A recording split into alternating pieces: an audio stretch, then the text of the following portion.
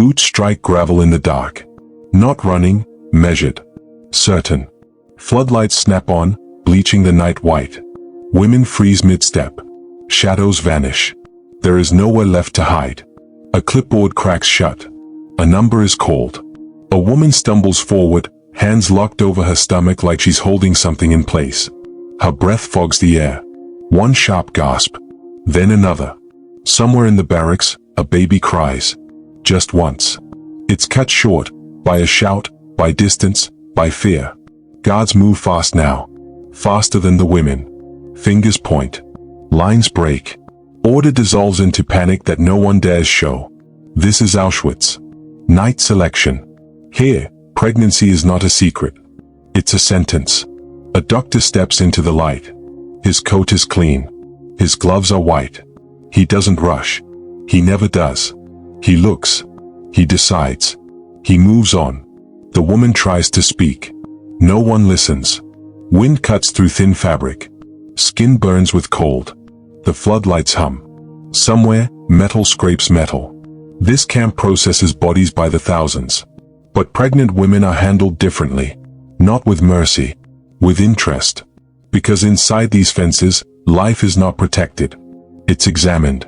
Measured. Altered. Erased. And tonight, one question hangs in the air.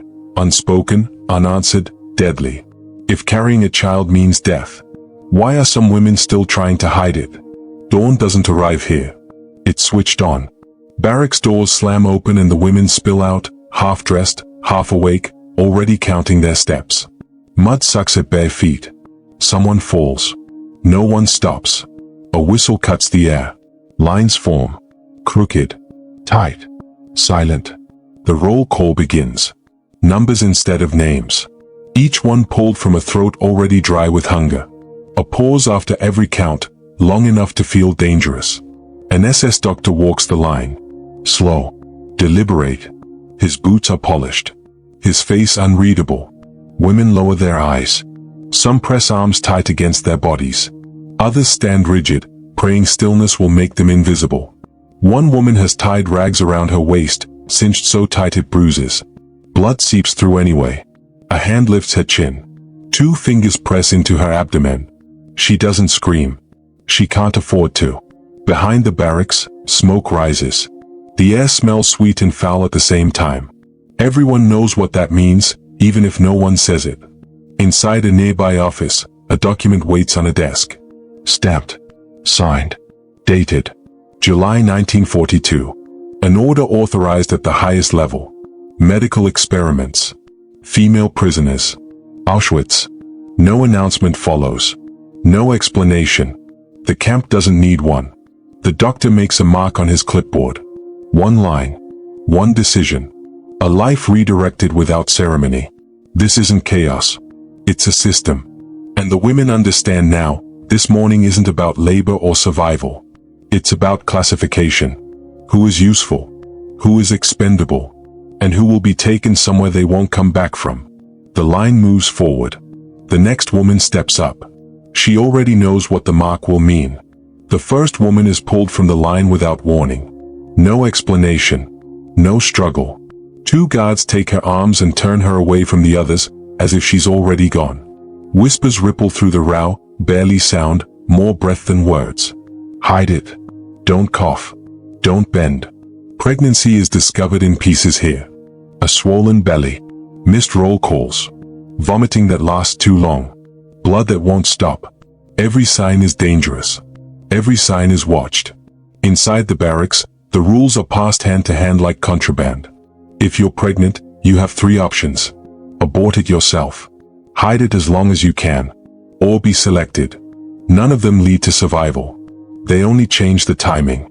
A woman kneels behind a bunk, drinking something bitter from a tin cup. Her hands shake so badly it spills onto the floor. Another prisoner turns away, not out of cruelty, but fear. Being seen helping is its own crime. The smell of chemicals hangs in the air. Disinfectant. Medicine. Something sharper underneath. Outside, the selected women are marched toward the medical block. The others watch through cracks in the wood, memorizing faces. Some won't be seen again. Some will return changed, quieter, emptied. A doctor speaks calmly as if explaining a procedure in a hospital, not a camp built for death. Necessary measures, he says. For health. No one believes him. But belief doesn't matter here. A woman presses her palm flat against her stomach, feeling movement beneath skin. Proof of life. Proof of danger. Her lips move in silent counting, days, weeks, anything to give this horror a shape. Because everyone knows what comes next. Discovery is not the end. It's the beginning of something worse. And once you are marked, the camp doesn't let you go. It studies you. The medical block smells different from the rest of the camp. Cleaner. Sharper. Almost comforting, until you see the tables. Women are ordered to undress. Quickly. No privacy. No explanation. Cold air hits bare skin. Goose flesh rises instantly. A doctor enters. Calm. Focused. Curious. This is where names like Josef Mengele are spoken without emotion. Just another officer, just another shift. Instruments clink against metal trays. Needles catch the light. There is no anesthesia listed. None offered. A woman is strapped down. Leather tightens at wrists and ankles. She asks a question. It isn't answered. Instead, a mask is pressed over her face, not to ease pain, but to silence her. Procedures begin that are never recorded as crimes. Sterilizations. Injections. Incisions made to observe reaction, not to heal. The women don't understand the chemicals flooding their bodies. They only feel the burning, the dizziness, the sudden bleeding that doesn't stop. Some survive the table. Many don't. Those who do are returned to the barracks barely able to stand. Hair matted with sweat. Eyes unfocused. Bodies altered in ways they won't fully understand until months later, if they live that long. Then the scene shifts. Ravensbrück. A camp built for women alone. Here, over 100,000 prisoners are processed for labor and experimentation. No children. No men. No witnesses. Just repetition. The same examinations. The same selections. The same promises that lead nowhere. The system expands, refines, improves itself. What begins in Auschwitz is tested, repeated, perfected. This isn't madness. It's research. And everybody is a resource. Because the goal isn't just control anymore. It's transformation. And the women are no longer prisoners. They are material. The selection comes again, but this time, it isn't for the medical block. Women are told to wash, to comb their hair, to stand straighter. Orders that make no sense in a camp designed to erase them. They are marched at night, away from the barracks, toward a building with covered windows. A red lamp burns near the door. Guards stand relaxed here. Almost casual. This is the Lagerbordel. Inside, time is measured differently. 15 minutes per visit. No more. No less. Coupons change hands. Green triangles. Counted, controlled, hoarded. The door opens. It closes. It never fully locks. The women live here. Sleep here. Are violated here. All in the same room. The air is thick, sweat, disinfectant, fear-led so heavily it clings to skin. A clock ticks loudly on the wall, each second marking something taken and never returned. Promises circulate. 6 months of service for freedom. Better food. Lighter labor. None of it is true. Night after night, the system repeats. The women stop counting. The guards don't. Some are tattooed, labels burned into flesh, not for identification, but humiliation. Others are renamed, stripped of even the illusion of identity. Outside the room, prisoners argue. Resentment grows. Violence spills sideways. The camp turns women against each other, exactly as designed. Then the purpose shifts again. These rooms are used not just for control, but correction. Men marked with pink triangles are sent here under orders from Himmler himself. This is called treatment. By morning, the women can barely stand. By night, the door opens again. And still, the camp finds new ways to extract something from them. Even here, especially here, nothing is wasted. The body learns to endure before the mind does. Pain becomes background noise. Fear dulls into routine.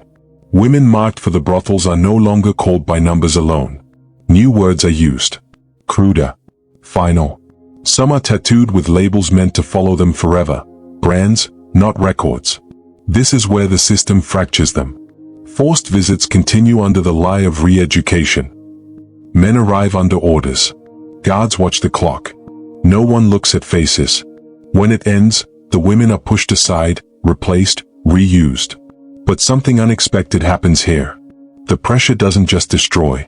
It concentrates. In the shadows of Auschwitz, whispers begin again, but different this time. Not warnings. Plans. Rosa Rabota. A name passed quietly between women working near the munitions factory. Gunpowder smuggled out a pinch at a time, hidden in rags, in hair, in wounds. Every movement risks execution. Every delay risks discovery. The women know the cost. They've already paid for it. On the day it happens, there is no warning. Just a sound the camp hasn't heard before, a crack, then a roar. Smoke surges where a gas chamber once stood. Guards shout. Sirens scream. For a moment, the system breaks. It doesn't last. The women are caught. Beaten. Interrogated. Executed publicly. Their bodies left hanging as a message. But the message cuts both ways. Even here, inside the most controlled environment ever built, resistance was possible. Brief. Costly. Real. And for the SS, that is the most dangerous thing of all.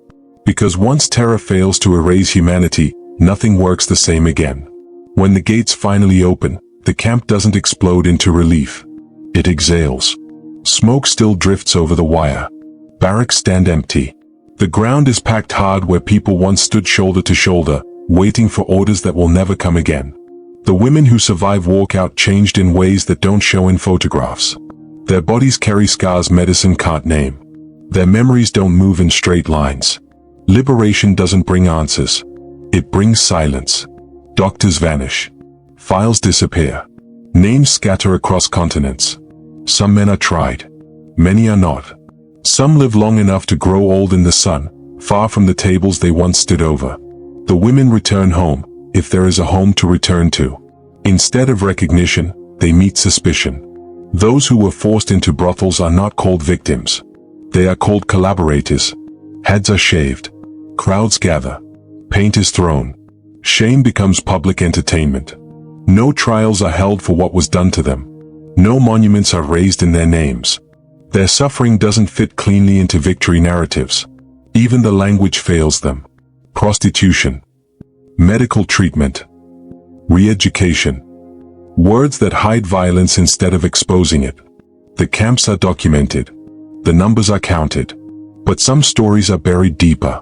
The women carry them anyway, through marriages, through children, through years of not speaking. Because survival doesn't mean the horror ends. It just means it moves inside. And long after the war is declared over, the reckoning never truly arrives. The camp is quiet now. Too quiet.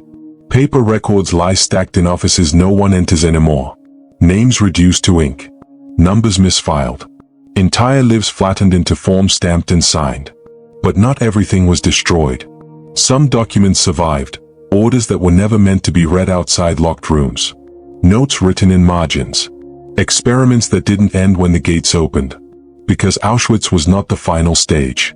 The methods tested here traveled into other camps, other hospitals, other hands. Refined. Reused. Hidden behind uniforms that changed but never disappeared. The women whispered about it afterward.